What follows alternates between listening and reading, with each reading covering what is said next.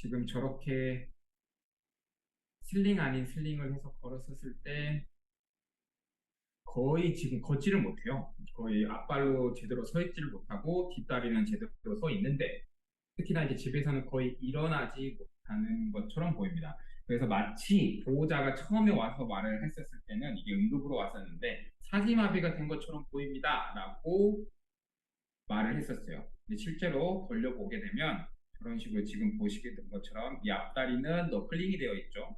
그래서 뒷다리는 지지하지 않아도 걷지만 앞다리는 걷는 걸로 보여집니다. 그래서 지금 이 MRI상하고 결합을 해봐서 봤었을 때 다른 부에 영향이 있는 게 아니라 아마도 이 목 앞부위에 영향이 있겠다. 근데 이 케이스는 되게 애매했어요. 아까 말씀드린 것처럼 미리 히아리 말포메이션이 있는 환자고 디스크가 있는 환자에서는 어떻게 해야 되느냐가 가장 핵심적인 이제 원장님들도 그렇고 이제 질문이실 겁니다. 사실 키아리 같은 수술은 어렵지도 않습니다. 키아리 수술은 등에서 접근을 하는 거고 이제 디스크 같은 경우에는 목에서 접근을 하는 겁니다. 이 임상 증상은 그러면 뭐가 영향을 줬느냐에 대해서 고민을 조금 해봐야 되는데 저희가 생각을 했었을 때는 시링고 마이엘리아가 영향을 줬을 것이다. 즉 디스크의 영향보다는 시링고 마이엘리아의 영향이 더 컸을 것이다 라고 생각을 했습니다. 그래서 이제 보호자분한테 설명을 드렸어요. 수술하는 방법도 있고 재활치료하는 방법도 있고 근데 이미 이 비슷한 케이스가 충대에서 있었습니다. 그래서 그때도 이재훈 선생이라고 있었는데 그 아주 힘들게 재활을 했어요. 그래서 재활을 보호자분은 선택을 하셨고 지금 보시게 되면 첫 번째 통원 재활 치료를 하셨어요. 보호자분은 순천이 있으심에도 불구하고 직주까지 왔다 갔다 하시면서 치료하시는 거를 선택하셨습니다.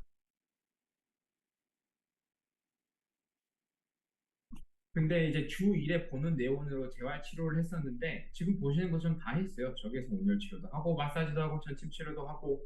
근데 이 아이가 맨 처음에 아까 말씀드렸다시피 걷지 못하는 아이에서 어느 정도 서 있을 수는 있으나 여전히 비틀거리고 잘 안 일어서려고 하고 했어요. 그래서 보호자하고 상담을 다시 했습니다. 주 2회로 늘려보시죠. 라고 했는데 좀 많이 좋아지는 척 보였다가 다시 원래대로 돌아가는 양상으로 보였습니다. 그렇게 돼버리니까 이 순천에서 진주까지 오시는 거를 1시간 동안 차 타고 오시는데 이게 굉장히 힘드신 뿐만 아니라 비용적인 부담 측면에서 굉장히 힘들어 하셨어요. 그래서 이제 다시 한번 면담을 실시했습니다. 제가 면담을 실시한 목적은 입원을 해서 집중적으로 매일매일 재활 치료를 하는 거에 대해서 설명을 드렸습니다. 이제 비용적인 측면도 이야기를 드렸죠. 그래서 많은 할인이 들어가긴 했는데 지금 보시는 것처럼 아침에 전침 치료 놓고 점심 때 걷고 다시 저녁에 전침 치료를 해서 워킹하는 거리 등을 늘려가면서 PDS랑 다 줬습니다. 이거를 어떻게 했냐? 집중 치료를 지금 보시는 것처럼 2주 동안 매일 아침 저녁으로 침을 놓고 했습니다. 사실 이제 침에 대해서 공부해 보신 분들에 의하면 그 침의 원리와 조금 안 맞습니다. 아침 저녁으로 침을 놓고 그걸 매일 한단 말이야? 라고 생각을 해보실 수 있는데 저는 이런 비슷한 경험이 있기 때문에 이렇게 실시를 했고요. PDS를 놓고 했었을 때 네, 지금 퇴원하고 정상적으로 걷고 목도 지금 저렇게 올라와 있고요. 맨 처음에 되게 잘 뛰죠?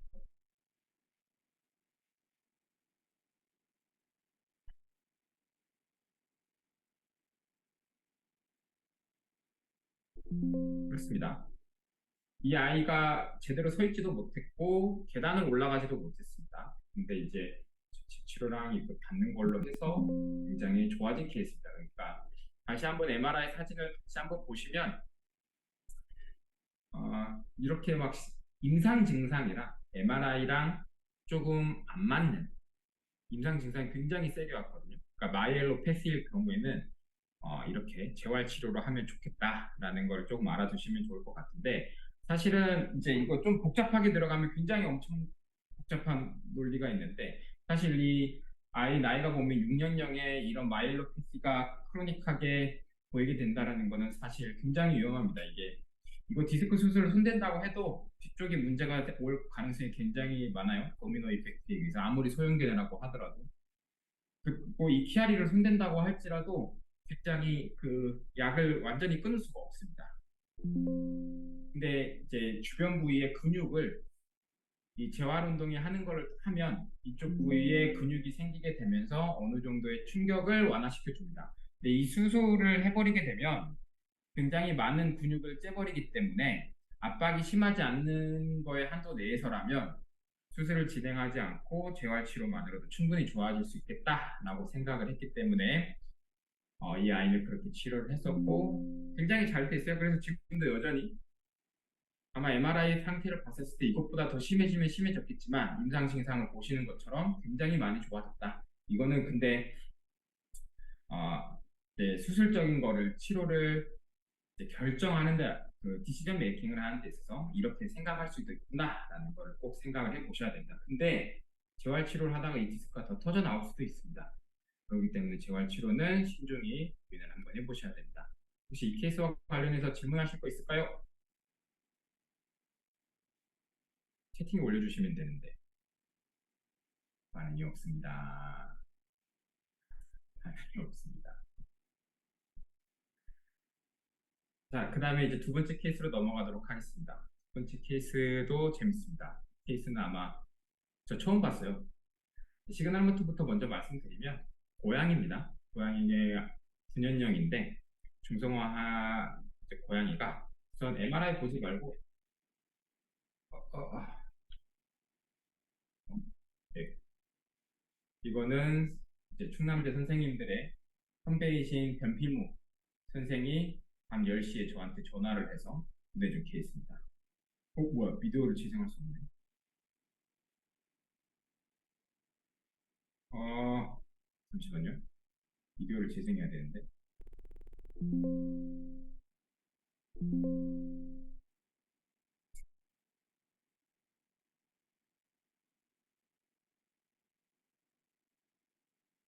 자, 집에서 찍은 사진입니다. 증상을 발생하는 사진이죠. 고양이의 목은 움직입니다. 귀의 위치를 잘 보시면 귀의 위치도 시메트릭하게 잘 위치하고 있습니다. 눈의 수평적 위치와 코의 수평적 위치를 확인을 봤을 때 별다른 이상은 없습니다. 좀 걸어봤으면 좋겠는데.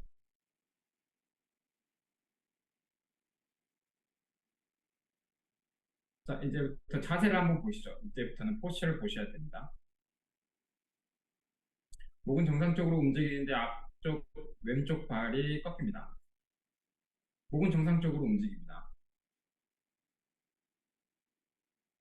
그리고 뒷발의 왼쪽도 뭔가 이상이 있는 것처럼 보입니다.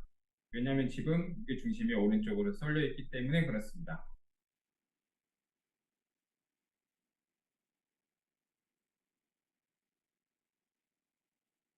그래서 헤미파레시스 양상으로 보이게 되죠. 증상 발생되고 한 거니까 바로 그 다음날 저희 병원에 뭐야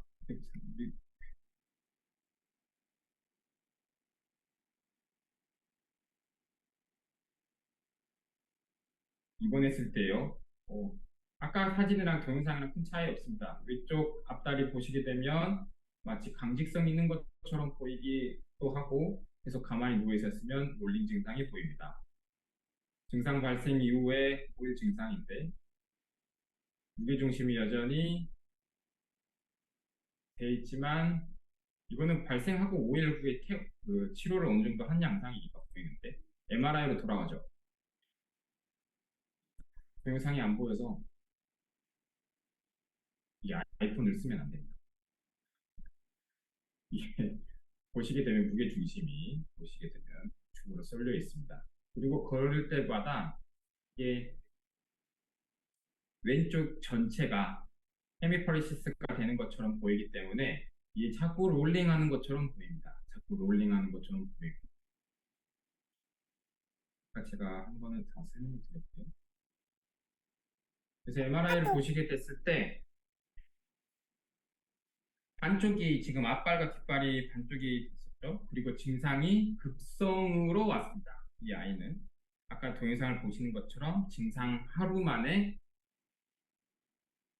저희 병원으로 와서 이렇게 본 거니까 급작스럽게 왔고 우리 얘기 나이가 9살입니다. 그리고 고양이죠. 그리고 다른 쪽에 문제는 없어 보이고 그 신경 검사를 했었을 때 별다른 아까 보셨던 것처럼 왼쪽 앞발과 왼쪽 뒷다리가 이상이 있는 거 말고는 별다른 게 없었습니다. 어, 모노파레시스트가 아니라는 거에 대해서 조금 집중을 해봐야 됩니다. 그리고 이 아이의 종이 어, 고양이라는 거에 대해서 생각을 해보셔야 되는데 아니나 다를까 MRI를 찍어 봤었을 때 지금 이 부위에 뭔가 허연 게 보이죠? T2 영상에서. 근데 이 허옇게 보이는 양상이 이제 이 부위가 지금 집중적으로 허옇게 보이고 부종이 일어난 것도 보이고 있습니다. 디스크적인 문제는 없어 보입니다. 그래서 DDX를 생각을 해봐야 되는데 어, 이미 이제 임상 증상에서 다 나왔어요. 그러니까 이거 저도 처음 봐서 이제 충남대의 송충현 교수님한테 여쭤봤는데 저희는 맨 처음에 이제 생각을 했던 게 그 걷는 모습에서 봤었을 때 아까 롤링이 있는 것처럼 보였다고 했고 헤미퍼레시스가 있다라고 했기 때문에 맨 처음에 DDX로 첫 번째를 제가 준 거는 MRI를 찍기 전에 종양이었습니다. 머리 쪽 종양을 생각을 해볼 수 있었고 두 번째로 생각을 해봤었을 때는 허혈성 증상을 생각을 해볼 수 있었습니다. 허혈성 증상으로는 뭐 손해 쪽에 있는 곳이 가장 크고 근데 손해 쪽에서 왔다라고 하기에는 임상 증상이 조금 안 맞죠 지금. 그래서 목 쪽에 있는 허혈적인 증상도 생각을 해볼 수 있었으나 거기까지는 제가 생각을 해보지 못했고 영상 교수님이랑 이야기를 했었을 때는 저희는 마일라이티스 뭐 FIP 같은 경우에는 이제 뭐 열이 있거나 뭐 그런 거기 때문에 좀 아무것도 없는 좀 정상적으로 보이는 얘기하고는 맞지 않죠. 그래서 지금 영상에서 보시는 것처럼 어, 이 트랜스퍼스 상에서 봤었을 때 영상은 조금 저도 생소하게 느껴져서 바로 송중현 교수님한테 바로 연락을 했었죠. 그래서 임상 증상과 이거를 봤었을 때 내렸던 결론은 벌써 나왔을까요? PCR 검사도 했어요. FCEM이었습니다. FCEM. 허혈성 손상에 의한 FCEM이었기 때문에 어, 굉장히 안도했었습니다. 근데 FCEM은 강아지와 고양이가 다르다라는 것을 조금 생각을 해보셔야 됩니다. 어떻게 다르냐면 제가 논문을 이거는 선생님들이 지금 고양이 이야기가 계속 나올 거니까 생각을 해보시면 이 논문을 꼭 보시는 거를 추천드립니다. Clinical Reasoning in Feline Spinal Disease. 그래서 고양이 같은 경우는 굉장히 혼란스럽게 하는 경우가 많습니다. 지금 이 논문은 2020년에 이제 투고된 스티븐 데커예요. 스티븐 데커가 일단은 제가 말씀드릴 수 있는 건 신경을 좋아하시는 분들은 스티븐 데커가 내놓는 논문은 거의 보셔야 된다라고 생각이 들었습니다. 이거는 제가 데커는 굉장히 지금 성부적인 인물이기 때문에 데커가 내놓는 이런 논문들은 반드시 읽어보고 하셔야 되는데 이 논문에서 FCEM의 고양이적인 특성에 대해서 잘 설명을 하고 있기 때문에 이 논문을 이제 제 설명을 들으시고 논문을 읽어보시면 좀 더 도움이 될 것 같고요. 아무튼 거기서 말한 이제 이 데커가 말한 임상 증상 아까 헤미프레시스가 있고 급성으로 왔었고 이 고양이 같은 경우에는 롤링처럼 보이지만 정확하게 별다른 다른 기타 임상 증상 뭐 열이 있거나 뭐 소화기 장애가 있거나 뭐 그런 게 없이 저런 식으로 어큐트하게 오는 경우에는 우선적으로 생각을 해봐야 될 거는 극히 드물지만 임상 증상과 결합해서 생각을 해봤을 때는 FCM입니다. 그래서 이 설명을 들으시고 다시 한번 다른 고양이 FCM의 논문이 꽤 많지가 않아요. 영상 자료도 그렇게 많지 않습니다. 근데 이 영상적인 특징으로 이렇게 중심 부위가 딱 이 경계 부위의 이 중심 부위가 그레이마타가 이제 좀 더 하얗게 보입니다. 아시겠죠? 그래서 이런 특성이 보인다면 마일라이티스로 생각을 하기보다는 FCM으로 보셔야 됩니다. 이제 치료 같은 경우는 그러면 이제 당연히 외과 의사로서는 이제 생각을 해보셔야 되는 거는 그럼 치료를 어떻게 해야 되냐? FCM은 내과적인 치료가 맞습니다. 더 이상 외과 영역은 아닌데, 우선은 저 같은 경우에는 PDS에 대해서는 논란이 엄청 많거든요. 엄청 많은데 저는 일단 사람적 논리를 따라갑니다. PDS 무조건 세게 때립니다. 부종 잡아주고요. 부종 잡아준 걸로 인해서 통증을 잡아주는 게 맞다라고 저는 여기고 있기 때문에 지금 트리트멘트에서 보시다시피 굉장히 면역 억압 농도로 PDS를 세게 때려갑니다. 왜 스테로이드 PDS가 과연 그 진통과 치료와 무슨 관계냐? 특히나 허혈성 손상에 의한 FCM 같이 색변을 줄여주지도 못하고 뭐 그런 역할을 하는데 어떤 역할이냐? 이거는 이제 여기선 다루기엔 좀 PDS는 좀 복잡한 이론이 들어가기 때문에 아무튼 굉장히 PDS를 세게 때렸고요. 면역 억압 농도로 이틀간 들어갔습니다. 그리고 나서 차근차근 줄여나가는 걸로 했죠. 그래서 지금 동영상에서 보시는 것처럼 동영상 없네. 그러니까 이 동영상을 보면 굉장히 심하죠. 그러다가 이제 퇴원을 할 때 일주일 동안 입원해 있었거든요. 일주일 동안 입원해 있을 때 양상을 보죠.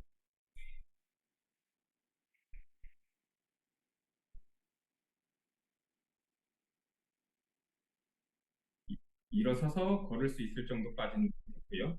그 다음에 부일 것도 보시죠. 돌아오고 있습니다. FCM은 고양이에서는 좀 애호가 안 좋은 축에 속합니다. 강아지랑 다르게.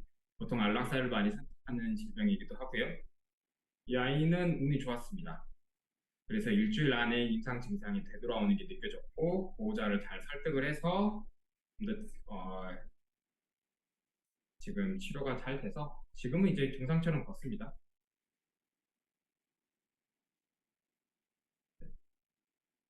네, 논문 보고에 의하면 뭐 2주 정도, 보통 한 3, 4주 정도 임상 증상이 호전되는 게 3, 4주 정도 걸린다라고 보고가 되어 있는데 이 아이는 예후 속도가 빨랐고요.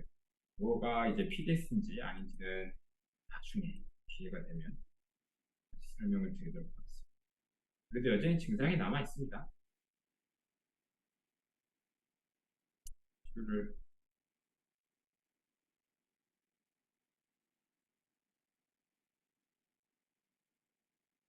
네, 그래서 보호자는 되게 만족해 하세요.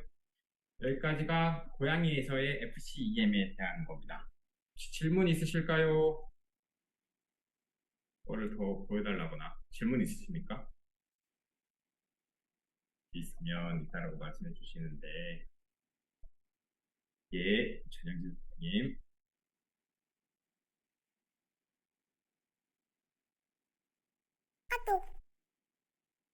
아,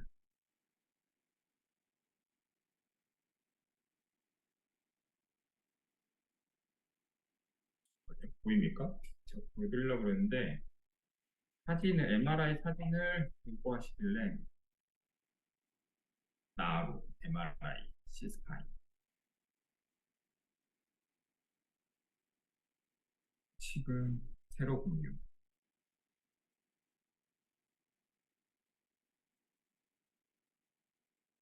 시퀀스에서 특징 다 보여드렸는데 그걸 가져가 보죠. 보입니까? 여보세요, 보입니까?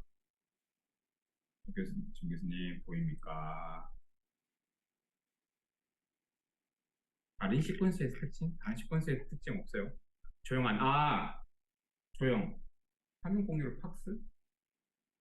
화면 공유 팍스 했는데.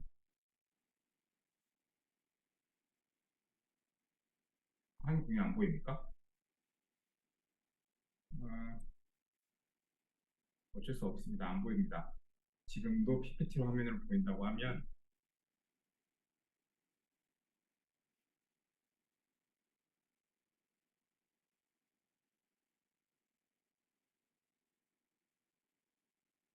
어쩔 수 없어요. 안 보여요. 지금 할 수 있는 팍스 뷰밖에 안 보이고. 그리고 팍스로 보여야 될 텐데. 지금은요. 지금은 팍스 뷰예요. 그러니까 지금 이 화면으로 했는데 보입니까? 보이죠, 보이죠. 그러니까 조용히 당연히 안 됩니다. 조용히 당연히 FCM이니까 안 되죠. 그래서 T1 상에서 지금 보고 싶어 하셨던 것 같은데 질문의 내용이 조용히 안 됩니다. 자,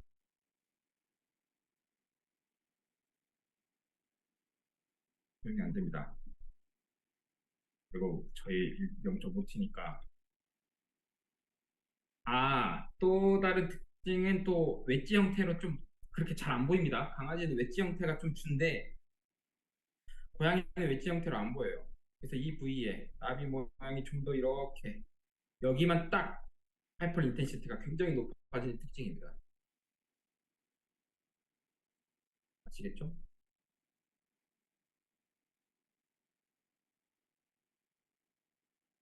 저기 잘못. 뭐 아무튼 고양이 FCM은 이렇더라. 논문 아까 그 데커 논문 읽고 다른 분의 논문 읽어보면 조금 이해가 쉬울 겁니다. 자, 그 다음에 이제 고양이에서 이제 IBDD 같은 경우는 좀 많이 안 느끼보신 분도 있을 것 같아서 고양이 도대체 디스크가 터지면 어떡하냐 라는 거에 대해서 이제 조금 궁금해하시는 분들이 있을 것 같아서 했는데 자 이거는 내원하기 전입니다. 동영상이 켜지길 했는데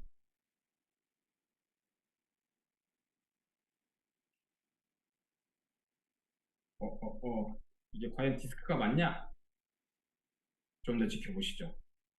걷는 모양을 보시게 되면 오른쪽과 왼쪽이 균형 잡히지 않았습니다. 그리고 자세를 보셔야 됩니다. 이 자세를 좀 더 보시게 되면 그렇죠. 그리고 이제 보자의 주호소를 이제 들어가야 되는데 보자는 굉장히 이렇게 모니터를 설치할 정도면 아이를 얼마나 이뻐하시는지 알겠죠? 근데 이 아이가 오줌 들어가서 오줌을 못 누고 계속 나옵니다. 그리고 쩔뚝 합니다. 참고로 이 아이는 이제 어, 잠을 잘 때 부들부들부들 떠는 경련적인 양상이 보여서 보자는 그것도 머리도 궁금해 하셨다고 해요. 그리고 좀 더 가까이 이제 보자가 있을 때 보면 거의 왼쪽의 체중을 지지하지 못합니다. 넌웨이트 베어링처럼 보입니다. 왼쪽 뒷발이요. 계속 뗐다가 뜯었다가 부들부들 떱니다. 체중 지탱을 하지 못하는 것처럼 보입니다. 걷긴 걷죠. 근데 강력한 신경적 사인이 있죠. 소변을 제대로 보지 못한다. 물론 할 때도 그럴 수 있지만. 그래서 엑스레이를 찍고 방광 크기는 별로 변함이 없습니다. 근데 이제 이게 부산에서 맨 처음에 MRI를 찍으셨어요. 부산에서 MRI를 찍었는데 일단 이걸 오른쪽 사진 CT 보시기 전에 MRI를 찍고 머리까지 찍었는데 머리에서는 미린조마가 발견이 됐고요. 정작 저쪽 이 엑스레이 상에서 왼쪽 보시는 것처럼 협착이 있어 보이는 부위에 MRI를 찍었더니 지금 말청 카우드 이코이 나잖아요. 이 부위에 뭔가 디스크가 터진 거라고 보기에는 굉장히 애매한 혈관으로 구분을 해야 되는지 말아야 되는지에 대해서 조금 애매합니다. 여기서도 마찬가지죠. 이 정도 사인이라면 수술을 해야 될까? 이거 해야 될까가 해서 이제 부산 동물병원에서는 지구동물병원에서는 보호자한테 임상 증상도 그렇고 하니까 노네이트 베어링도 있고 하니까 이게 신경적인 양상은 아니겠지라고 생각을 하신 겁니다. 그래서 보호자한테 내과적인 치료를 좀 더 지켜보자라고 했는데 이제 뇌종양도 있고 증상이 점점 심해지는 것 같아서 이제 저희한테 보호자가 찾아오신 케이스가.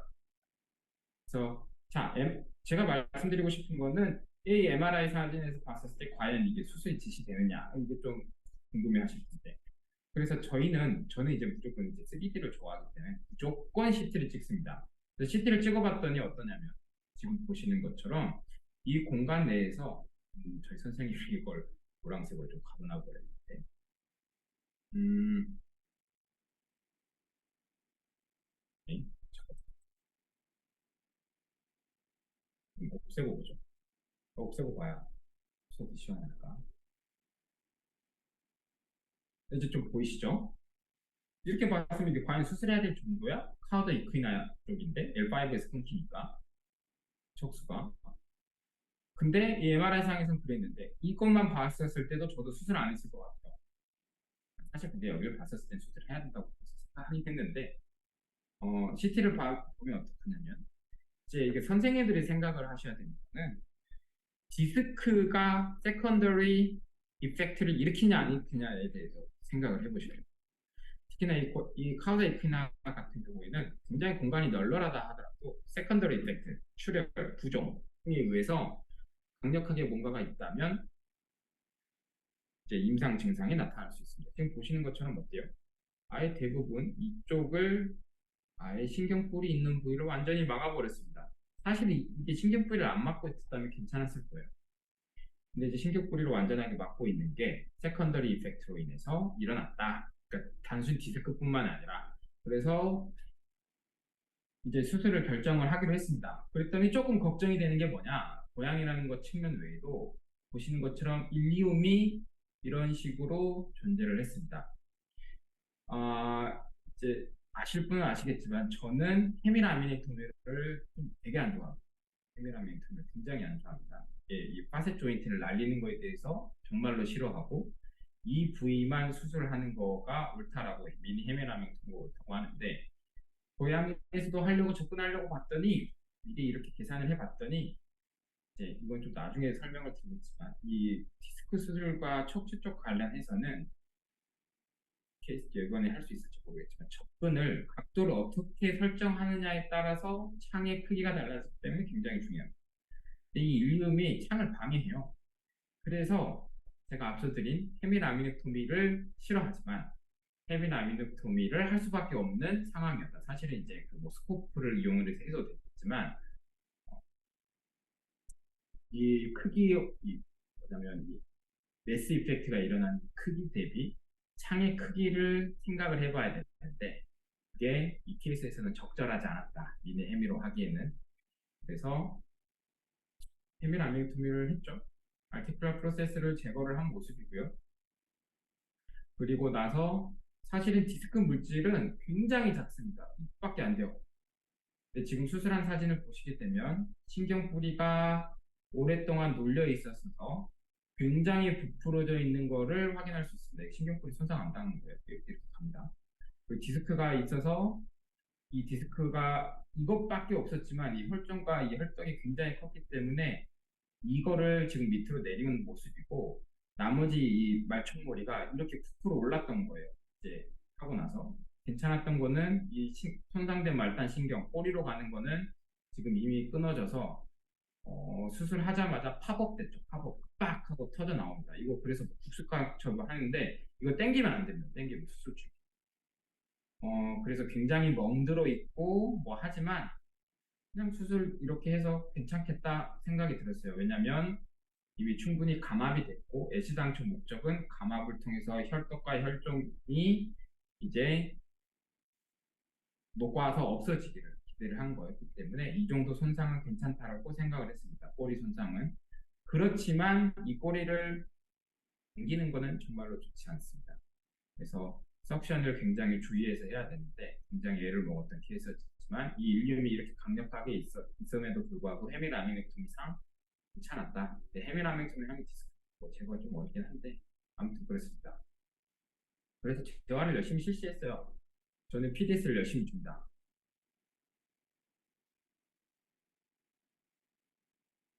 어, 지금 플란티그라드로 아기가 다리가 걷는 거예요. 보시게 되면 그러니까 보이시죠? 이렇게 걷고 있는 겁니다. 수술 직후에 이렇게 걷고 있기 때문에 오씨 신경 증상이 완전히 안 좋아진 거 아닌가? 라고 생각하실 수도 있겠지만 아까 보셨던 체중 지탱이 안 하고 있는 거에서 지금 체중 지탱은 하면서 플란티그라드 힘이 떨어진 겁니다.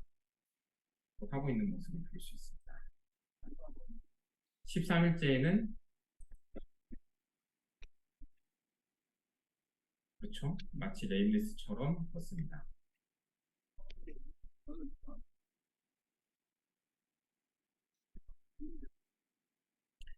걷는 건 많이 좋아졌는데 애기가 머리 상태가 안 좋다라고 플랜을 하시는 영상이고요.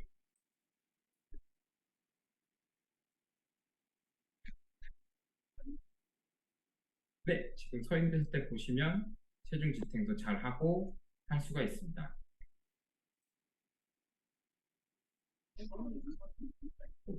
잃어버리네.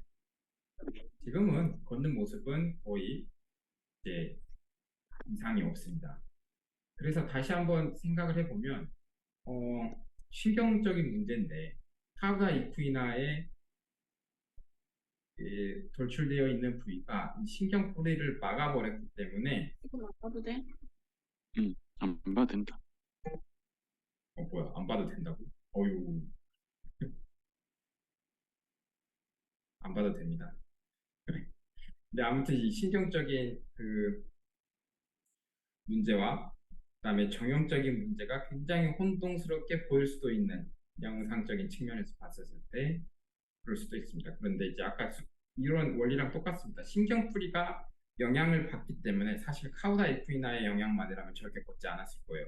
근데 신경뿌리가 영향을 받았기 때문에 그렇게 영상을 계속 촬영하면서 본 거고 왜냐하면 제가 이렇게 수술을 했어도 창이 커도 이 신경뿌리가 어, 일주일이나 이주일 후에 다시 한번 혈중에 의해서 압박을 받는 경우가 있습니다. 그럴 경우에는 걷는 상태를 지속적으로 봤음에도 불구하고 갑자기 임상 증상이 심해졌다. 그러면 혈종으로 인해서 다시 한번 재압박이 일어났다고 생각되고 그 혈종을 제거해줘야 됩니다. 시간이 지나도 좋아지진 않습니다.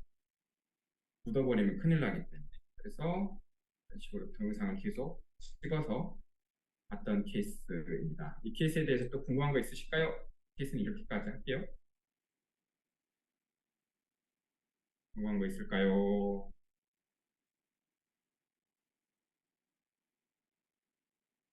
여보세요. 듣고 있습니까? 반응이 없어서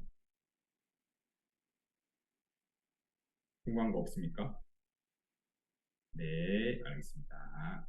궁금한 게 신기한 케이스입니다. 네, 그래서 이 케이스는 지금 한 2달 정도 더 후에 머리 수술을 할 거예요. 중량 제거 수술을 할 거고 계획은 세워놨고 그렇습니다. 보전은 이제 되게 만족스러워 하기 때문에 네.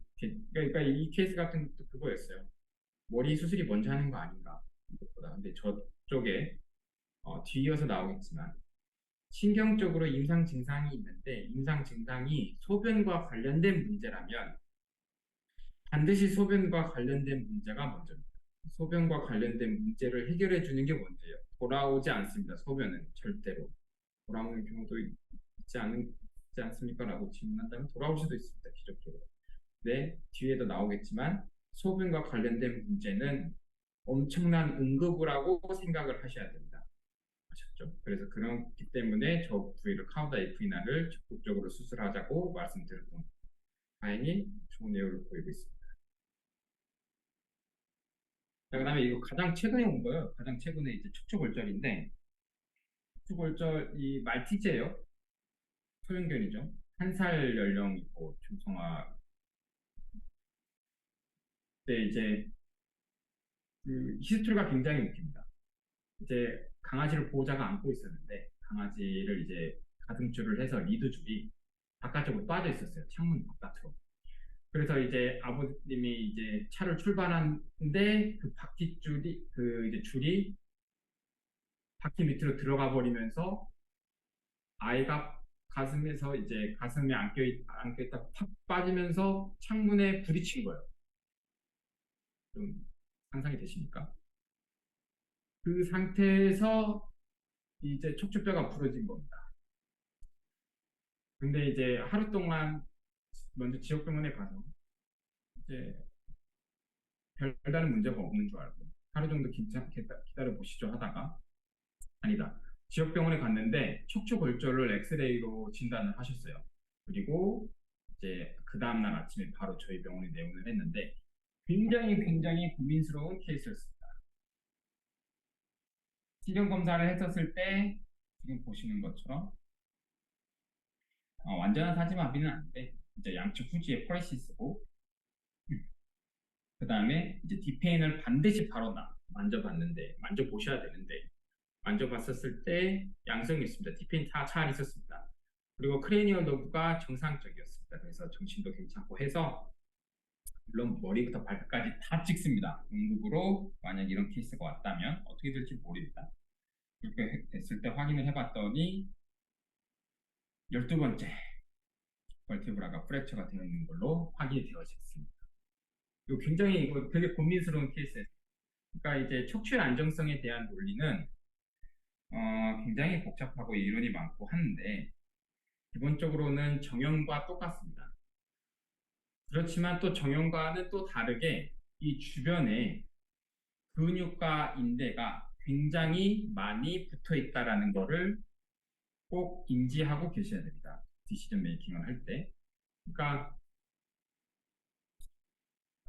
예를 들면 레디오스의 골절과 피머의 골절이 근육 정도에서 크게 차이가 나듯이 여기도 마찬가지로 근육 정도가 엄청나게 크게 차이가 난다. 그리고 뭐 갈비뼈와 주변의 인대들이 굉장히 안정성을 주고 있다라고는 생각을 하셔야 됩니다. 그래서 사실은 음, 이제 기준점이 있는데 여기까지가 돌살 파트고요. 여기까지가 미들 파트고 여기까지가 바텀입니다. 돌살, 미들, 바텀 파트 이렇게 세 개가 나눠지는데 이 중에서 두 개가 손상당했다면 골절 수술을 해주는 것이 원칙입니다. 그럼 여기서 다시 보죠. 돌살 파트가 부러졌고 미들 파트가 부러졌고 바텀도 부러졌습니다. 그러면 디시전 메이킹을 하는 데 있어서 굉장히 얘는 수술로 바로 가야 되겠구나를 생각을 할 수밖에 없죠. 근데 말티즈입니다. 그리고 이제 이 돌살부에서 봤었을 때는 이제 바텀이 이렇게 골절이 되어 있어서 디스로케이션이 이렇게 되어 있는 거를 확인할 수 있습니다. 근데 말티즈이기 때문에 굉장히 어렵습니다. 그리고 한 살 연령이기 때문에 이제 여러 가지 이유를 복합적으로 생각을 해봐야 됩니다. 실제로 봤었을 때 이렇게 부러져 있는 게 확인이 됐고요.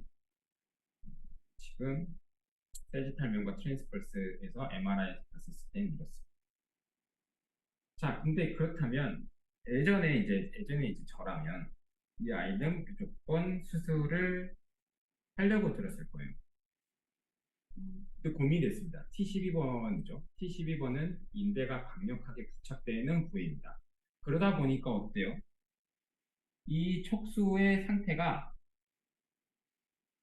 압박을 받아 있지 않습니다. 뼈는 부러져 있는 게 맞는데 압박을 받아 있지 않습니다. 그래서 실제로 고민을 좀 많이 했어요. 3D 프린팅으로 뽑아서 미리 컨투어링까지 다 해보기는 했습니다. 근데 어, 고민을 해본 결과 이제 12번째 이 불편이 가장 큰 게 촉수를 압박하지 않고 그다음에 연부 조직의 손상이 커 보이지 않기 때문에 페이지 레스팅을 통해서 보존 치료를 하기로 결정을 했는데 다시 한번 보시게 되면 이 CT상에서의 근육의 배열이 지금 보시게 되면 이거를 좀 생각을 하셔야 되는데 아까 이 세 개의 논리랑 맞지는 않습니다.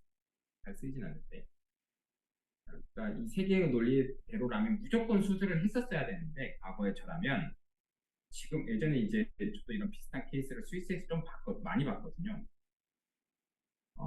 설사 저렇게 한쪽에 파셋 조인트가 깨져 있고 가장 안 일어나기 좋았으면 좋았을 바디까지 깨져 있는데 그 바디의 정도가 지금 컴프레션 되어 있는 게 느껴지시죠? 컴프레션이 되어 있는 게 그래서 이게 어느 정도의 균형점을 찾았다고 생각이 든다면 수술을 안 해줘야 됩니다. 그래서 이 아이는 수술을 안 해줘야 된다고 생각을 했습니다.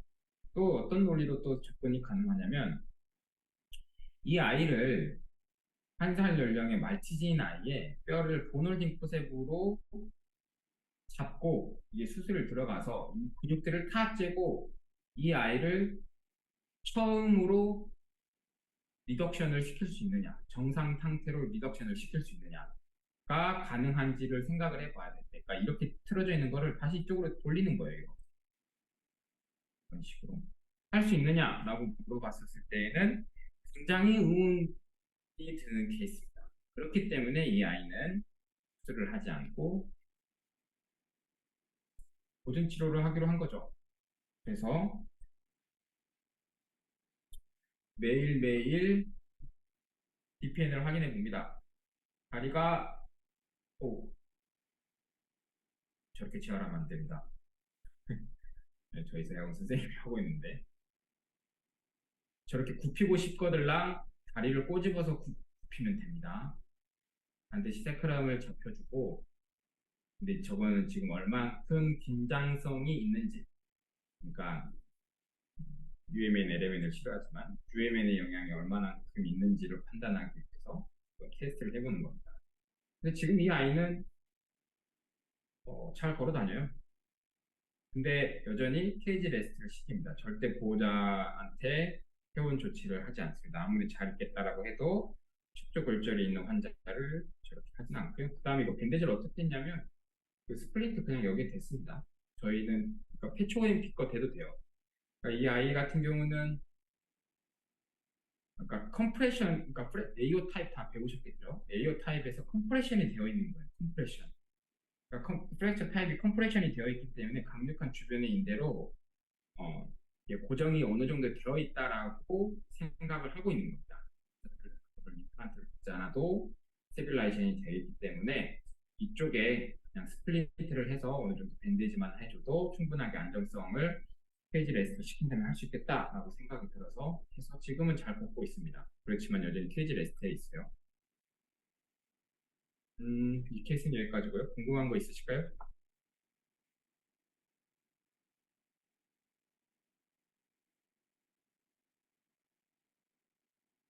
궁금한 거 없을까요? 이 케이스 재밌는데.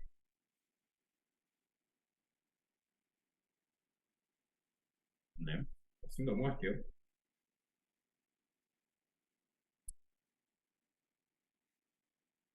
아무튼 그 플레이트로 다 계획을 다 미리 해놨어요. 이거 깔끔하게 해놨는데 스크류 위치랑 다 해서 뭐 아무튼 이건 또 관련된 문제는 아무튼 이거를 접근하는데 손상시켜줄 근육의 손상 정도 대비 가만히 있는 거에 대한 안정성이 훨씬 더 크다라고 결론이 내려진 겁니다.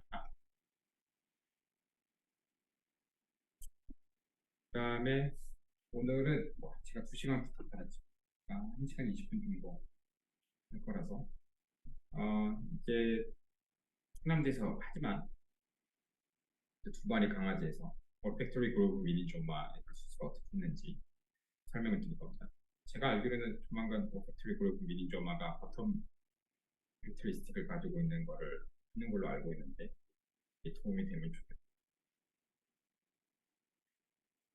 그 전에 이제 우선 키아리부터 하죠. 키아리 같은 경우는 이제 원장님들도 계시고 하니까 키아리에 대해서 생각을 이제 방금도 오늘도 키아리를 이제 공주 쪽에서 레퍼를 받았는데요. 키아리 수술은 이제 뭐 어떻게 진단하시는지는 잘 아실 텐데 키아리 의학에 의해서 시린고 마이엘리아가 굉장히 심한 아이입니다. 이 아이의 연령의 특성은 지금 1살 연령이죠. 키아리에 대해서는 너무 컨트롤버셜한 이야기가 많기 때문에 제가 뭐다 답이다라고는 말씀드리기가 굉장히 어려운 것 중에 하나에 속하긴 합니다. 근데 이제 제가 생각하는 바는 키아리 수술은 되도록이면 빨리 해주면 해줄수록 좋다가 저는 생각합니다. 왜냐하면 신경적인 문제는 시간이 지나가서 손상이 계속 쌓이게 되는데 나중에 나이가 들었을 때의 후속 처치로 인해서 신경적인 기능이 개선이 될 것은 굉장히 어렵습니다. 그러니까 나이가 들수록 신경적인 개선이 돌아올 확률은 개선이 될 확률은 굉장히 적어진다고 보시면 돼요. 그래서 그 부분도 보호자한테 이야기를 했어요. 나이가 어리니까 이 아이는 빠르게 수술을 해주는 게 나중에 굉장히 좋다라고 말씀을 드렸습니다. 근데 키아리 수술은 다들 아시겠지만 굉장히 수술이 쉬워요. 엄청나게 수술이 쉽습니다. 대신에 그러니까 수의사분들한테는 축복받은 케이스이기도 하지만 정말로 저주받은 케이스이기도 해요. 왜냐하면 재발이 엄청나게 많기 때문에 그렇습니다.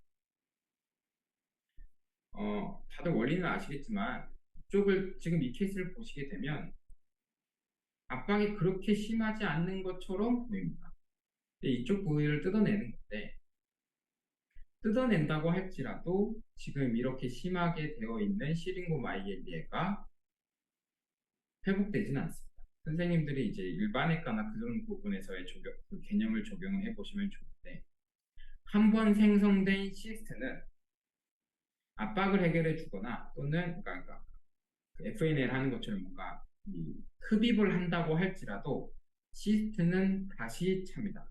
그러니까 길이 한 번 형성된 것, 다이버트 플럼이나 이런 것처럼 길이 한 번 형성된 거는 그 길로 인해서 임상 증상, 즉 감염이나 그런 것들이 발생을 하게 된다면 축적물이 쌓여서 이 장 같은 경우를 생각을 해보시면 됩니다.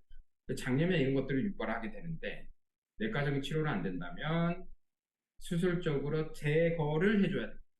그런 측면에서 보나봐요. 지금 이 신고마이엘리아를 제가 압박을 그 윗부분에 마치 댐이 막혀 있는 것처럼 보여지는 것을 해결해 준다고 한들 이 시트처럼 생겨 있는 이 공동이 절대로 없어지지는 않는다는 거죠. 그 말은 스트레스가 뭔가 쌓였거나 뭔가 마음에 안 들거나 환경적인 요인이 영향을 조금이라도 미치게 되면 아주 손쉽게 운동증이 다시 재발한다는 걸로 생각되어질 수 있습니다. 실제로도 임상 증상 이제 왁센 웨인이라고 표현을 하는데 굉장히 수술적인 이후에도 굉장히 증상이 반복적으로 시작이 되고 동일한 증상이 조금 증상의 정도는 약하지만 반복적으로 보였다가 사라지고 하기도 합니다. 그러니까 그거에 대해서 생각을 해보셔야 됩니다. 그래서 이 보호자분께는 지금 이 보신 사진에서 보시는 것처럼 저 위에 어, 키아리의 정도가 심하지가 않습니다. 그러니까 키아리의 정도라고 표현했지만 이게 허니에이션의 정도가 굉장히 심하지가 않습니다. 그래도 이 사진을 보시면 이, 이 용어가 생각이 안 나네. 아무튼 이 누공이 있는 부위가 막혀 있는 거를 확인할 수 있습니다. 그러니까 뼈의 기형은 심하지 않지만 이 허니에이션 정도도 그에 따라 심하지는 않지만 누공이 막아져 있는 거를 확인할 수가 있는 겁니다. 이 영상만으로도. 그래서 키아리 수술을 추천드립니다. 그래서 키아리 수술을 지금 사진에서 보시는 것처럼 동일하게 진행을 했습니다. 근데 뭐 여기에 임플란트를 개발하고 하기에는 여기에서는 사진이 없지만 이것도 임플란트도 개발하려고 하고 했지만 사실은 이제 선생님들이나 원장님들께서 훨씬 많이 보시겠지만 이 뒤통수가 이미 뼈가 기형입니다. 이 압박으로 인해서 뼈가 이미 기형이고 이쪽은 뼈가 아닙니다. 막으로 되어 있습니다. 그래서 임플란트를 박을 공간은 사실상 존재하지 않습니다. 또는 실제로 이쪽 뼈도 기형인 경우가 굉장히 많기 때문에 임플란트를 박을 공간이 없어요. 그래서 나와 있는 것처럼 지금 제가 수술한 모습인데 이제 인공경박을 넣고 꿰매주고 이제 실란트를 바르는 것이 최선이라고 생각이 들었습니다. 이 아이는 사실 이 수술 동영상을 넣어줬으면 좋았을 텐데 수술 동영상을 접근을 해서 이쪽까지 뼈로 생각되어지는 부분을 다 제거한 다음에 실제로 이 실질 조직이 이 누공을 막고 있는 거를 수술 중에 확인했어요. 그래서 열었어요. 그래서 완전히 여기는 아라크노이드 멤브레인과 함께 여기가 막고 있거든요. 이 편성된 막이. 그래서 그걸 다 통과시켜줬고 우리 아이는 굉장히 부들부들 떨고 이제 빙빙빙빙 도는 게 증상이었고 걸을 때마다 비틀거렸었는데 수술하고 나서 굉장히 좋아졌습니다. 이거는 근데 선생님 다시 한번 선생님께 말씀드리면 이거는 이쪽의 영향이라기보다는 이쪽의 영향입니다. 그렇기 때문에 PDS와 오메프라졸의 영향 때문에 임상 증상이 좋아졌다라고 말을 해도 아닙니다. 그래서 이거는 주의 깊게 봐야 될 필요가 있어요. 그래서 이 아이 같은 경우는 먼저 결론부터 말씀드리면 굉장히 오래된 케이스인데 지금 저희 6개월 넘게 보고 있는데 7월 20일 이후 처방 이후 단약을 했어요. 근데 약 복용 중에는 증상이 전혀 없었거든요. 두 달이 넘도록. 근데 두 달에 걸쳐서 25%씩 PDS를 이제 줄여가면서 테이퍼링 하면서 굉장히 천천히 끌었는데 단약 2, 3주가량 지났을 때 안타깝게도 임상 증상 보호자가 고소한 겁니다. 500만 원짜리 수술인데 한약한 지 2, 3주 후에 신경 증상이 나타나면 굉장히 괴롭습니다. 보시면 보호자분이 찍어온 사진입니다.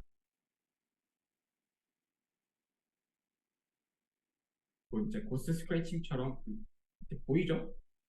이게 우리 아이가 뭔가 저쪽에 뭔가 있나 보다라고 하고 간지러워하고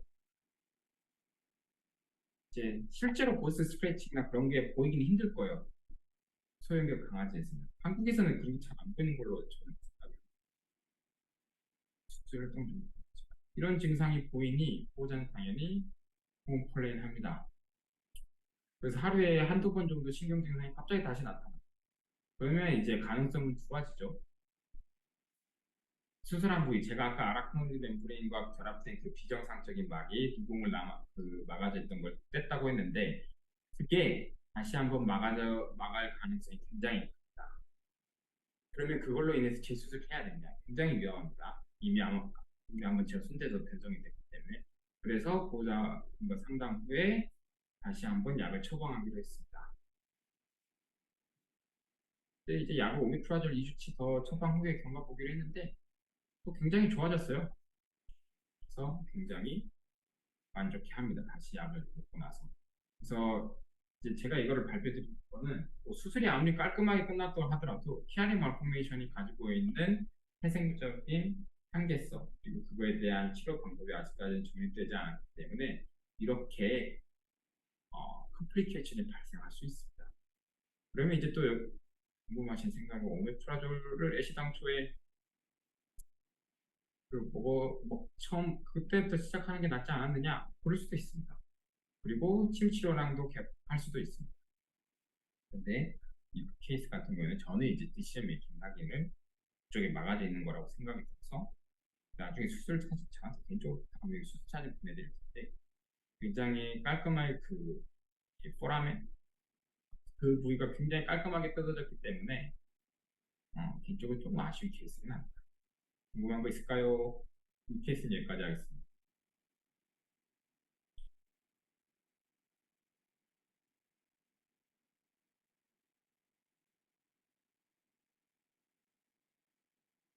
어, 피아리 피아리 궁금하지 않으신가요?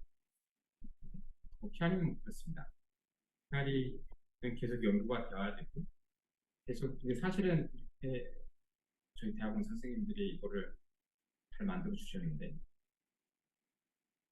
3D 프린팅으로 다 얘네들 다 머리 찍어서 지금 다 저장을 하고 있거든요. EST에 머리 기형이 어떻게 생성되어 있고 그 C1 그러니까 서비컬 원 벌티브라와 어떤 관계를 가지고 있는지를 지금 계속 데이터를 쌓아보고 있는 중이라 나중에 추후에 좋을 것 같고요. 그다음에 이제 브레인 튜머를 포메라니안 이 아이는 이제 인데 12살 연령이었고요. 5.45kg이었죠. 보시는 것처럼 이제 앞다리 경직이 뒷다리로 진행이 돼서 PDS 처방받아서 관리했다가 로컬 병원에서 이제 MRI까지 진행을 했죠. 아, 이 아이는 TR인가 보다. 근데 지금 보시는 것처럼 이미 임상 증상에서 봤을 때 잠깐 불 좀 먹을게요.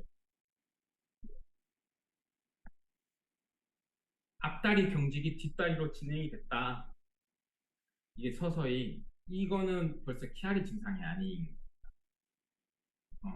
키아리 증상이 아닌 걸 이미 생각을 하셔야 되고 아까 키아리 증상 말씀드렸죠. 그래서 이제 MRI를 촬영했었을 때 오페터리 이벌브에서 이제 그룹은 미니조마 확인됐었죠. 이게 다 종양입니다. 세지탈에서 면에서 봤었을 때 이 부분이 종양이고 MRI에서 보시게 되면 지금 이 부위가 종양이 있는 게 확인이 됩니다. 제가 알기로는 조만간 수술한 아이는 이쪽에 바닥에 붙여져 있는데 그럼 스컬 베이스 오페트리 그룹 미니조마 이 아이가 같은 경우에는 프론탈 오페트리 그룹 미니조마로 생각할 수가 있습니다. 그래서 지금 이 조형을 했었을 때에 이렇게 헤테로지니스하게 보이고 그거를 T1과 그거를 구분을 했었을 때 조형이 되지 않는 거를 봤었을 때 이제 석회화 되어 있다, 칼시피케이션 되어 있다라고 표현을 하는데요. 미니조마는 종종 칼시피케이션이 되어 있는 게 특징입니다. 근데 이건 좀 더 연구되어 봐야 되는데 칼시피케이션이 되어 있으면 오 완전 악성 아니야? 라고 지금 선생님들은 생각을 하실 텐데 칼시피케이션이 되어 이거는 머리 종양은 좀 다릅니다. 미니조마에서의 칼시피케이션은 애우가 좀 더 좋다라는 거를 의미한다고 사람 쪽에서는 보되어져 있습니다. 그래서 이 아이 같은 경우에는 칼시피케이션이 이렇게 되어 있고 크기가 이렇게 크다고 할지라도 보호자한테 설명을 드렸죠. 칼시피케이션 되어 있으니까 좀 더 좋은 애우를 기대할 수 있습니다. 라고는 하려고 했었는데 그렇게 했었는데 보시게 되면 세지타상에서 보시게 되면 이쪽 부위가 이미 침습되어 있는 게 확인되었습니다. 정확하게는. 그래서 CT 상에서 보시게 되면 좀 더 정확한데 이 단면, 셀티탈에서 지금 단면이 있고 파라세지탈 가면 좀 정확한데 안타까운 건 뇌의 동량의 압력으로 인해서 스컬 베이스가 높기 시작을 했다는 겁니다. 이거는 좀 심각한 문제예요. 뭐 지금 이거 좋을 수도 있는 거 아닌가요? 이거는 이제 출혈 관련된 문제고 스컬 베이스의 뼈가 이미 녹기 시작했습니다. 굉장히 이런 경우에는 두 가지를 의미합니다. 근데 보통은 첫 번째가 맞는데 뇌의 압력이 굉장히 컸다라고 생각할 수 있고 두 번째는 이게 악성도를 의미할 수도 있는데 사실은 두 번째인 경우는 거의 없고요. 뇌의 압력이 굉장히 크다. 그래서 빨리 수술을 해주는 게 필요하다라고 생각이 들었습니다.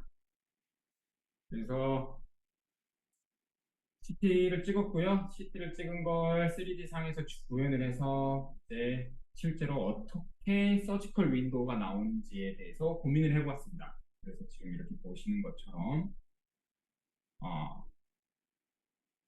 선생님들이 조금 정형에 익숙해져 있으면 그냥 그 서지컬 윈도우를 설정하는 것과 관련해서 당연하게 이제 그 피에르마트 책에서 보시는 것처럼 그렇게 하실 텐데 이게 똑같은 뼈에도 서지컬 윈도우를 어떻게 설정하느냐에 따라서 접근 위치가 달라지고 수술 각도와 수술 기구의 위치가 달라지는 엄청나게 중요한 분야입니다. 이 뇌수술에 있어서의 서지컬 윈도우의 설정은 그리고 환자의 자세도 굉장히 중요합니다.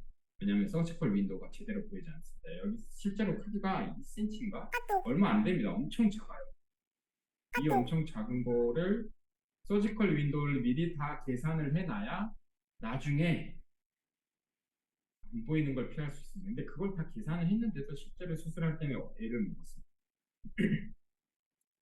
수술을 해서 이만큼 열기로 했고 이만큼 연 거에 대한 근거는 뭐냐라고 보고 싶은데 이 올팩토리 그루브 알터리라는 게 있습니다. 이 알터리가 이런 식으로 하기 때문에 이 알터리를 직접적으로 때리지 않는 한도 내에서 접근 위치가 형성이 됐고 그 다음에 프리브리품 플레이트를 설사 침습했다고 할지라도 프리브리품 플레이트를 되도록이면 남겨놓는 병역 수술이 진행됩니다. 실제로 수술 다 끝나고 종양을 제거하고 났었을 때의 위치입니다. 이거 사진도 굉장히 적은데 굉장히 분명히 커져 있죠. 굉장히 커져 있고 종양은 거의 대부분 수술 후에 제거된 걸로 확인되었습니다.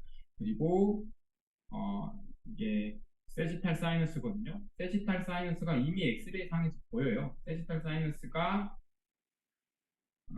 침습받아 있지 않고 그러니까 침습받아 있지 않고 디비에이션이 되어 있는 것을 확인할 수 있죠. 실제로 수술 영상에서도 이 드라마타가 이쪽 부위는 살아 있습니다. 경막이죠. 드라마타가 이렇게 안쪽으로 들어가잖아요. 살아 있고 밀려 있는 걸 확인했기 때문에 수술 중에 안전하게 종양을 제거하는 데 있어서 어려움은 없었습니다. 피스몰 리섹션을 진행을 했고요. 왜냐하면 강아지의 미니지오마에다가 종양이 단단하지가 않습니다. 굉장히 흐물흐물해서 브레인을 침습을 최소화하는 한도 내에서 굉장히 전형진 선생하고 조심스럽게 일을 했던 경험이 있습니다. 그리고 이미 종양이 압박이 심해서 이 드라마타가 이제 저절로 뜯어져 있는 거예요. 그래서 이 출혈을 조금 어느 정도 생각을 하면서 들어갔는데 종양을 제거하는 데 있어서 출혈이 엄청났습니다. 생각보다. 근데 이게 출혈이 엄청나다고 하는 거는 제가 자꾸 표현을 하지만 치아를 가릴 정도로 출혈이 엄청났다. 그러니까 실제로 출혈이 많이 나진 않은 겁니다. 근데 이게 좀 아이러니해요. 그러니까 제가 계속 그거 말고도 다른 강의 때도 하는데 출혈이 머리 쪽에서의 나는 출혈이 굉장히 위험합니다. 아까 이 FCM 할 때 허혈성 손상에 대해서 제가 간단하게 설명했었는데, 뇌, 그러니까 뇌 척추에서의 FCM은 조금이라도의 허혈성 증상이라도 그냥 중풍이죠. 그러니까 그게 오더라면 임상 증상에 돌이킬 수가 없어요. 그러니까 출혈이 나면 무조건 막아줘야 돼요. 그러니까 그거 하면 그냥 뇌 상태가 이제 프로그레시브하게 서로가 서로를 압수시키는 느낌으로 그런 식으로 진행이 되기 때문에 출혈이 나면 조금씩 계속 지혈해 가면서 인내심 있게 이거 아마 수술이 8시간 했던 것 같은데 인내심 있게 이 크기를 제거하는 데 있어서 8시간 한 겁니다. 그러니까 조금씩 제거를 해 가면서 해줘야 됩니다. 세지탈 사이너스는 사실 아까 제가 이제 말을 안 했었는데 이게 이 백선 뭐라고 정중을 기점으로 그러니까 3분의 1, 3분의 2, 3분의 3 이렇게 된다면 3분의 1, 그러니까 딱 이 부분까지 이거 날려도 된다. 날려도 된다라는 말은 저쪽에 손상이 돼서 출혈이 나도 허혈성 손상을 어느 정도 버틸 수 있다. 프론탈 롭의 허혈성 손상은 살라머스의 허혈성 손상을 유발하기는 조금 어렵다라고 봐요. 이거 좀 복잡한데 아무튼 혈관 관계 이론에 의하면 그렇습니다. 그래서 어,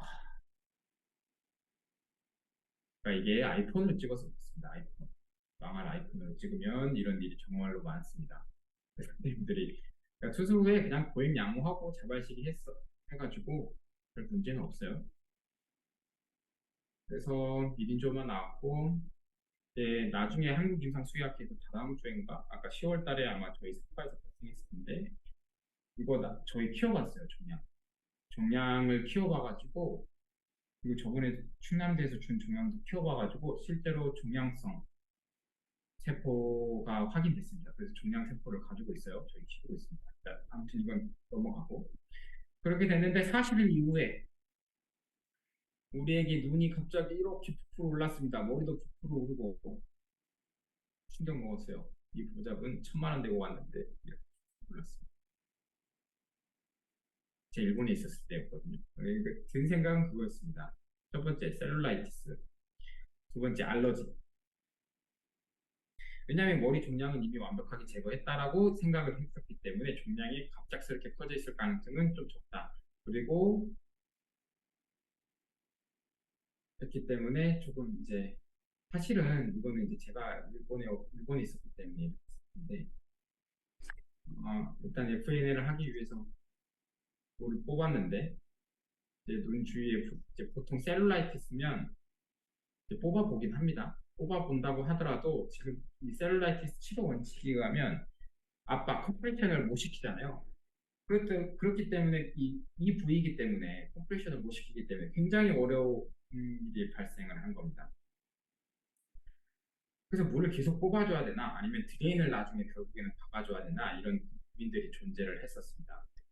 근데 이 아이를 3일 정도까지 지켜봤는데 3일 동안 이제 절대 그렇게 하시면 안 돼요. 그러니까 셀룰라이티스가 그렇게 이 아이는 이제 제가 말씀 못 드렸지만 이미 보호자가 집에서 엄청 긁는 거를 봤대요.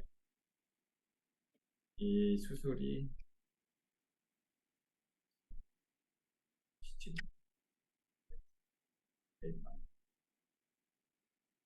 이 케이스도 똑같은 케이스이기 때문에 그러니까 저 같은 경우에는 달라졌는데 머리뼈를 이렇게 제거를 하잖아요. 다시 머리뼈를 아 미안합니다. 이 머리뼈를 제거하고 나면 이 머리뼈를 완전히 없애는 게 아니라 머리뼈를 다시 이식해 놓습니다. 그리고 이 케이스 같은 경우에는 이제 일리움을 좀 잘라서 잘게 잘라서 재생시키기 위해서 이런 걸 하는데 아까 그 케이스도 네,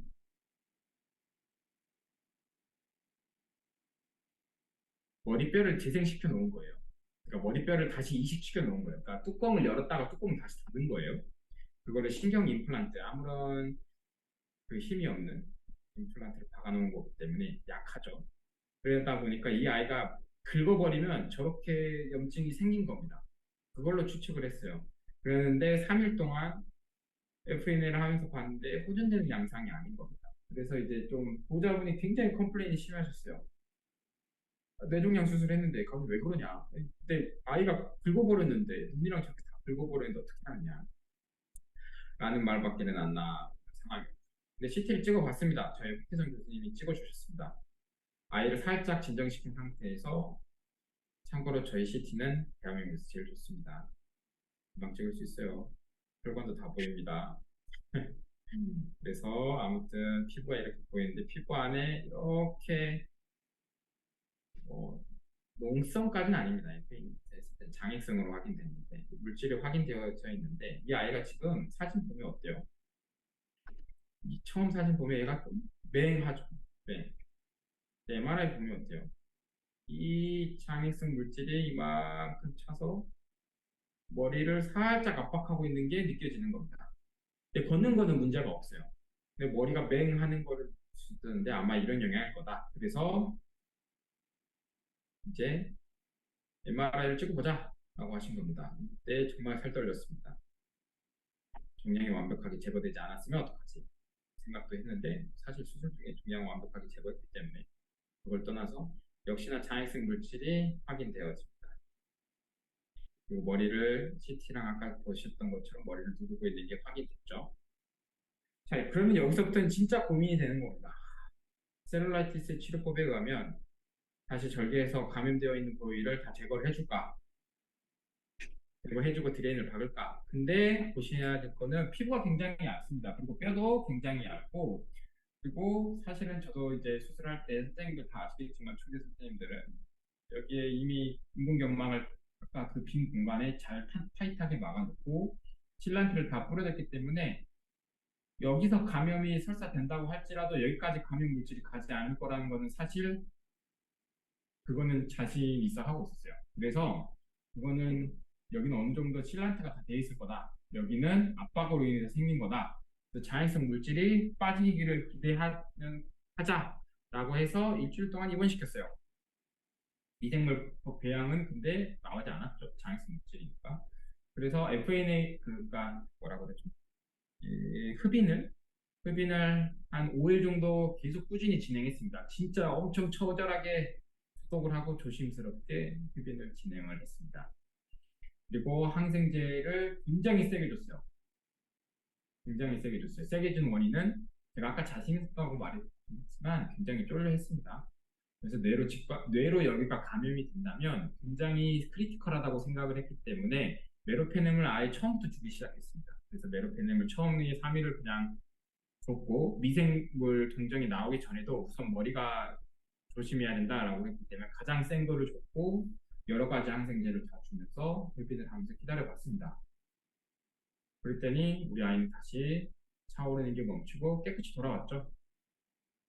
7월 26일 날을 봤을 때는 신경 증상도 아마 이제 그 이후에는 또 CT, MRI 찍어보진 않았는데 정상으로 완전히 돌아온 것도 확인되고 눈 두덩이도 부어있던 게 확인됐고 다행히 운 좋게 보호자분의 컴플레인 없이 사실 CT랑 MRI 비용은 지불하지 않았습니다.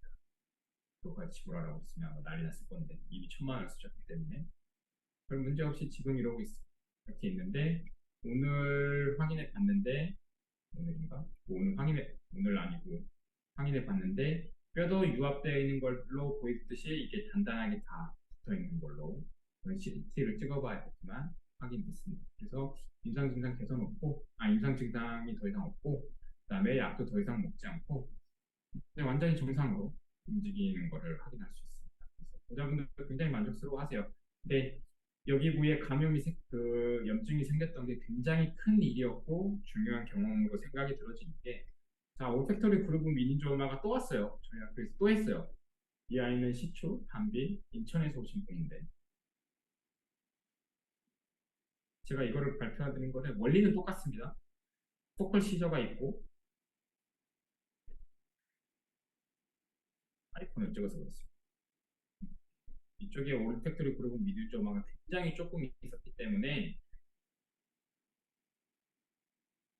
임상 증상이 폭발 시절을 일으키지 않았나 생각이 들어지고요. 사실 그렇지만 종양은 이 크기밖에 안 되지만 부종이 이만큼 컸기 때문에 매스 이펙트가 굉장히 컸습니다. 그래서 이 아이도 빨리 수술을 하자고 해서 아까 같은 원리에 의해서 3D로 구현을 하고 그 다음에 이제 제가 자랑스러워하는 3D 프린팅 카드. 이전에 충대에 있어서 2월 달에 이거 했었죠.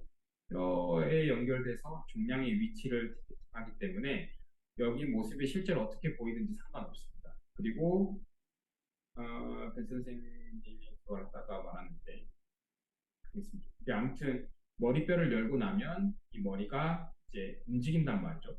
그 뇌실질이. 근데 그것도 이 계산을 해서 최소한도로 머리뼈를 제거를 했기 때문에 머리의 위치 변화가 없다라는 걸 확인하는 전제하에 3D 프린팅 가이드를 적용을 해서 실제로 종양을 적절하게 찾았고 이게 실제로 선생님들이 색깔이 지금 이게 구분이 안 됩니다.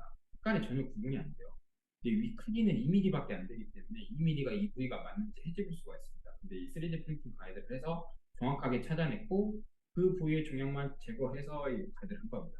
근데 이거를 설명해 드리려고 3D 프린팅 가이드를 설명해 드리려고 한 게 아니라 뭐 소위 10시간 뒤에 이것도 아이폰입니다. 아이폰 쓰세요.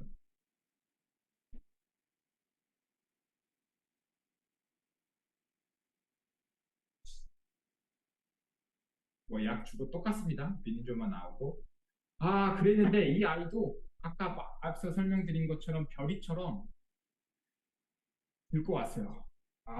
근데 이미 이전에 별이 때 이미 단단하게 경험을 해봤죠. 이 아이는 더 심했어요. 물이 지금 감겨있죠. 이 아이는 코니아 울서까지 와버렸어요. 그러니까 충대에서 수술하실 때 주의하셔야 될 거는 이 아이는 PDS를 제가 세게 주기 때문에 상처가 빨리 안 났습니다. 그래서 실밥을 남겨놓는데 이 코 쪽에 있는 실밥을 제가 지금 추측하기로는 그거예요. 실밥이 남겨져 있기 때문에 아이가 간지러워하는 경향이 있는 거예요. 이 아이는 실제로 그 모습을 확인했고 이 아이는 실제로 보호자 집에 퇴원까지 했는데 저는 좀 뇌수술을 보통 5일 정도 입원시키고 아까 별이는 3일 입원 이 아이는 5일 정도 입원시키고 바로 퇴원시킵니다. 퇴원시켰는데 집에 있는 계단에다가 여기를 긁어버린 겁니다. 아, 자, 이거 보시죠. 수그 CT를 보시게 되면 스크류가 있어야 될 자리가 스크류가 없어요. 스크류가 여기 빠졌거든요. 계단 그 모서리에다가 긁은 겁니다. 최악입니다. 장액성 물질이 다시 침범했지만 별이랑 다르게 이쪽까지는 머리를 압박하고 있지는 않습니다. 그래도 어느 정도 압박이 있겠죠. 그래도 프리브리핑 플레이트는 제가 최소한도로 손상시킨다고 했는데 되어 있는 거고요. 음, 그래서 자연성 물질이 있는데 이미 경험이 있잖아요. 근데 이번에는 항생제 메로페닌을 세게 주진 않고 그냥 항생제 이제 3세대 세파 계열의 3세대 항생제를 줬고 이것도 이분도 마찬가지로 1,000만 원 내셨는데 보호자가 그렇게 컴플레인을 하셨습니다. 수술이 잘못된 거 아니냐. 수술은 잘 됐습니다. 아이가 긁었는데 제가 누누이 네칼라를 하고 하라고 했어도 아이가 네칼라 피해서 계단 모서리에 긁어버린 겁니다. 그래서 스쿨이 빠져서 이게 빠개진 거예요. 근데 이 경험이 있기 때문에 전하게 생기 주고 이거를 이 아이 같은 경우에는 마찬가지로 5일 동안 이거를 흡인을 했습니다. 음, 잘 걷는 모습을 보여주고 싶은데 뇌수술이 드라마틱한 게 수술 전에 아까 그렇게 했던 게 수술 끝나고 나면 걸어요. 이 걷는 모습을 보여줬으면 좋겠는데 세컨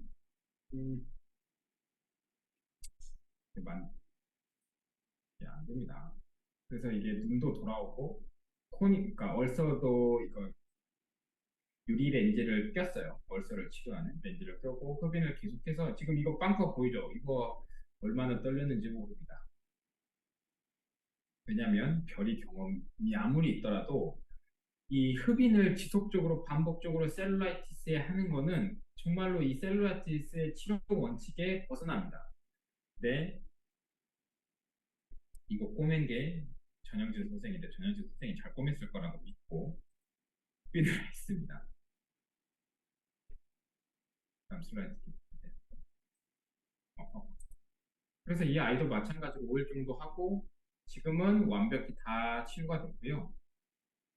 굉장히 상태가 좋은데 아까 그 스트레스를 유발하는 CT 사진을 보도록 하죠. 자, 여기서부터 이제 고민이에요. 이 보호자는 아까 그 전 보호자랑 다르게 방사선 치료를 따라왔습니다. 방사선 치료가 얼마냐면 수술비만 1,000만 원인데 방사선 치료비도 1,000만 원이에요. 굉장히 비쌉니다. 근데 이 보호자분이 긴 양식을 하시는 분이라서 시간이 얼마 없었어요. 그래서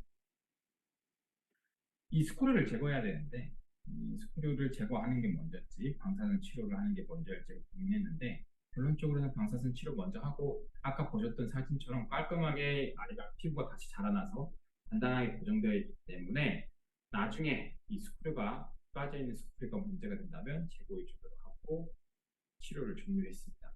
뭐 치료를 종료했다라고 그러고 나중에 또 문제가 되면 또 컴플레인을 하실 분들이라서 그렇습니다. 그래서 아무튼 이 뇌수술 같은 경우는 이 두 번의 경험이 좀 재밌었던 끝나고 나니까 재밌지. 그 당시에는 진짜 지옥이었어요. 아무튼 발표는 여기까지 하도록 하겠습니다. 또 궁금하신 거 있을까요?